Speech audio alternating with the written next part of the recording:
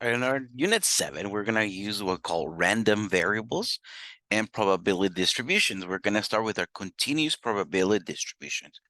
Now, continuous probability distribution, what does that mean, Mr. Leonzo? Well, continuous, obviously, that it doesn't stop, like it doesn't have any holes. It is all connected. It does continue. So that's what continuous means. Now, a continuous random variable can assume any value, any numerical value within some interval or intervals.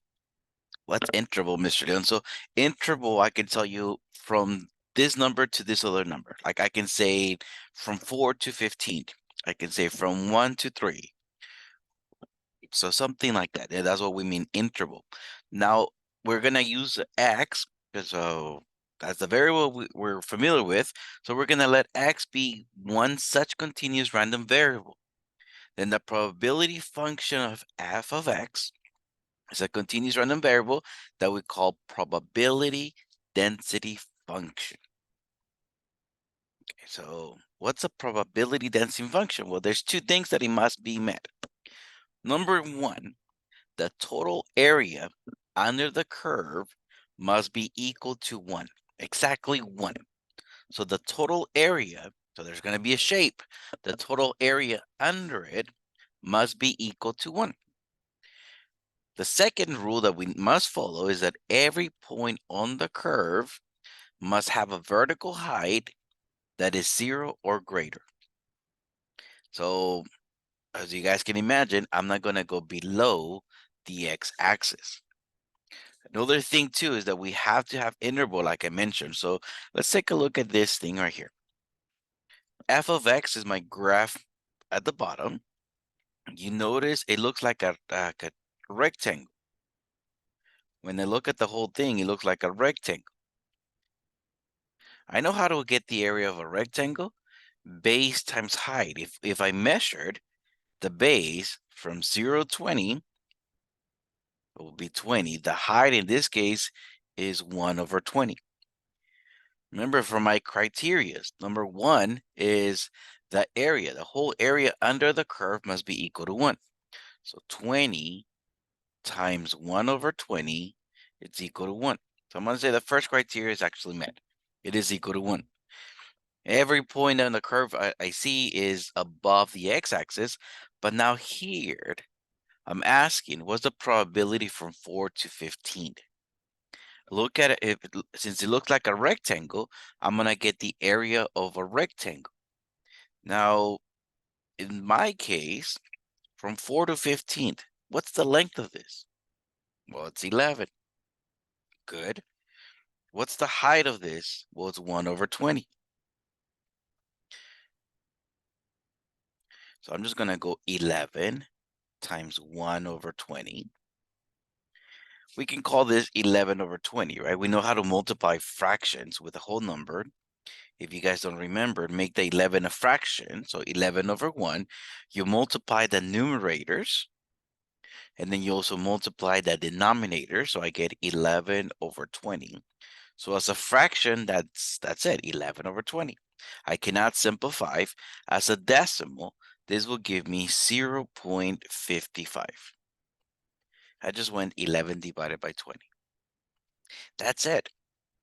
That's it. The area of this is 0.55. I'm looking at this other shape right here.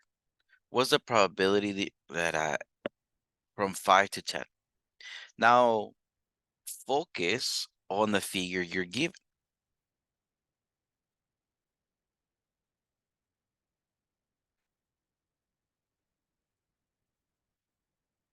From 5 to 10. I'm going to say the base in here is 5, right? What's the difference between 5 and 10? It's 5. Okay, so I'm looking at that figure that I'm given. I'm like, that looks like a triangle. The height of my triangle is 0.2 or 0.2. I got that from right here. Okay, so I see the height is 0.2. I see the base is 5. So you have to remember, what's the area of a triangle? I have to go 5 times 0.2 divided by 2. I have to go 5 times 0.2 divided by 2, and it gives me my whole area is 0.5. Okay, that's not that bad. Now, make sure you're familiar with the shape. If it looks like a rectangle, we'll get the area of a rectangle. If it looks like a triangle, get the area of a triangle. If it looks like a pentagon, get the area of a pentagon. Now, for shapes that we're not familiar with, this shape right here, we will need to be given a formula. I'm not going to give you just random formulas, but just to give you guys an idea, later on, we're going to be looking at figures like this. All it's asking for when you have a continuous probability distribution, if you notice, I have no gaps in between, right? It's all continuous. All I'm asking is find the area of an interval. Notice an interval I said from a number to another number. This figured in here, I just gave it to you guys for you guys to see. I'm going to go from A to B, right? I'm going to use two numbers. I just showed you two examples. When the first example went from 4 to 15, the second example went from 5 to 10. Now this one I'm saying I'm going to go from A to B. All I'm looking for is the area under the curve. Make sure you look at the shape. How does it look like? Does it look like a rectangle? Does it look like a triangle? Does it look like a shape that I'm familiar with?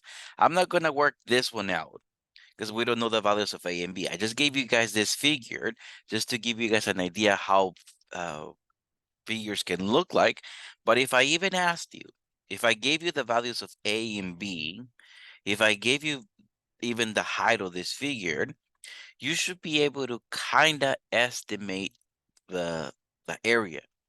You could separate this when we don't know the area, the shape of this, we could separate this into little rectangles.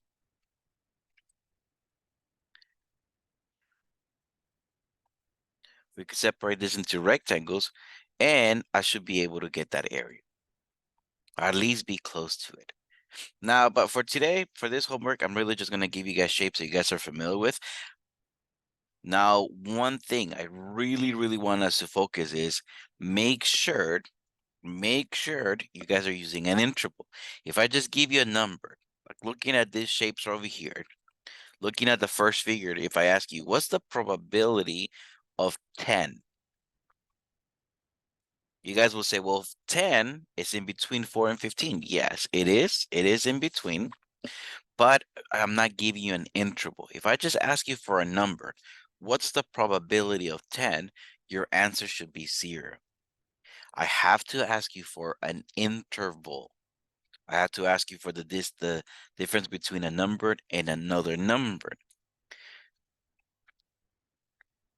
If you have any questions, you guys can just email me.